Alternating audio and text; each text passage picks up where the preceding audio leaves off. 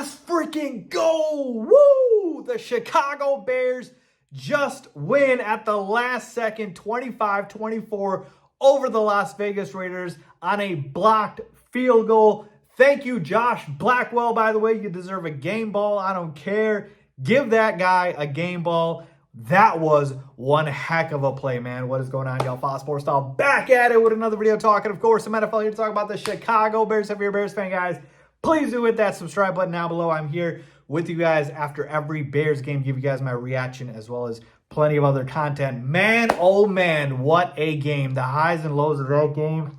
Oh, I think I have white hair. I probably aged 10 years. That was a stressful game. My goodness, that was stressful. Let's start with the good, all right? Let's keep the positive vibes going here, and then we will talk about everything that was wrong, because there was a lot wrong in this one. All right, starting with the positive here. This was the literal definition, guys, of an ugly win.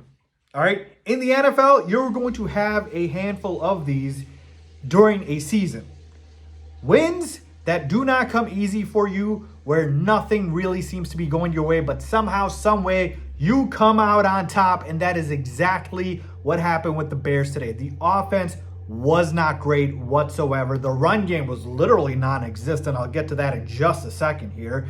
And then defensively, you could not stop Ashton Jeanty to save your life, all right? So it was just bad all around for the Bears, but somehow, some way, they hung in there, and they win this football game 25-24, all right? Let's start with the offense, okay?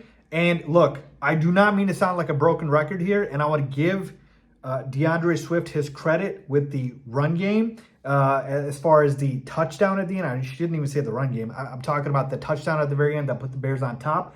But, you know, he literally had 2.7 yards per carry. So we know this run game is a problem. We're going to the bye week right now. And you know what? Before I even go off on Swift, I kind of am all over the place here because I'm so hyped. Let me continue with the positives here because I'm going to get to DeAndre Swift. We're 2-2. 2-2 going into the bye week is so much more different than 1-3. You get a road win, right? So Ben Johnson now officially has a home win and road win. You're 2-2 going into the bye week, get a chance to recalibrate, get a chance to assess the team, see how things are, see what we need to clean up because there's a lot. And then boom, coming out of the bye week, you can go ahead and attack the rest of the season. So as far as the positives, let me just go ahead and say that this was an ugly win. Our team showed grit, fight. Ben Johnson, his culture is kind of rubbing off now on the team. They weren't giving up. They didn't quit. And then as far as, you know, the positives for the offense, I thought Caleb made some key throws at the end there, you know, on that drive where Swift scored the touchdown to be able to get us down there. I thought, you know, him going through the struggles early on in the game, for him to come through at the end with some key throws to Rome, to DJ, that was big, all right? And then as far as the defense, I mean, shout out to Kevin Byard, man. Awesome game from him. Geno Smith was awful today. And at one point, I would say Geno Smith was the best player on the Chicago Bears with all the interceptions he was throwing us. He finished with 3 picks on the day. So shout out to Kevin Byard. And, of course, shout out to Josh Blackwell, like I said. So defensively, as far as the, you know, secondary, we played pretty well. Tyreek Stevenson played pretty well. So I thought the secondary was good. Obviously, we weren't great with the run defense, but the pass defense was very, very solid. And then, like I said, offensively, it was good to see that Caleb made some clutch throws there at the end to be able to get us going. And then, hey, Rome, what a start to the season. Touchdown in every single game. If you have Rome in fantasy football like I do, he is killing it for you. Love that. DJ Moore got a little bit more involved there, so love to see that. Cole Kmet, kind of an up and down game for him. Did make some big plays, but left a lot on the field out there. All right, let's talk about the bat here. All right, DeAndre Swift, thank you for the touchdown. 2.7 yards per carry is not getting it done. All right, we just saw on the other side, Ashton Jeanty ran for 138 rushing yards and 3 touchdowns. The Bears, think about this. This is another positive. Won this football game. Not being able to run the football and not being able to stop the run.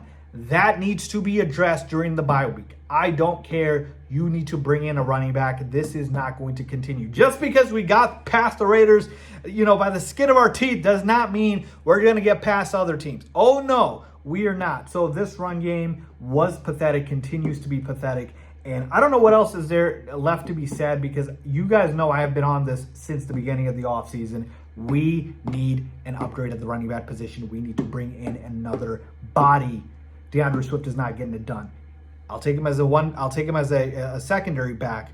And I'm not saying he needs to be off the team. He just can't be the primary back. That's all I'm saying, okay? Caleb Williams, 212 passing yards, a touchdown, interception, 22 for 37. Not the cleanest game at all for Caleb Williams. One of the things during the bye week that he absolutely needs to get to work on is to stop getting balls batted. I mean, one after the other. And I get it. Max Crosby is a beast. He's an absolute beast.